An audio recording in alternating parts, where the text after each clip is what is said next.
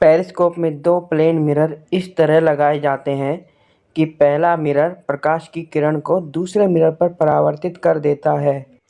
इसमें आपतन कोण 45 डिग्री तथा परावर्तन कोण 45 डिग्री होता है। पेरिस्कोप प्रकाश के परावर्तन पर काम करता है।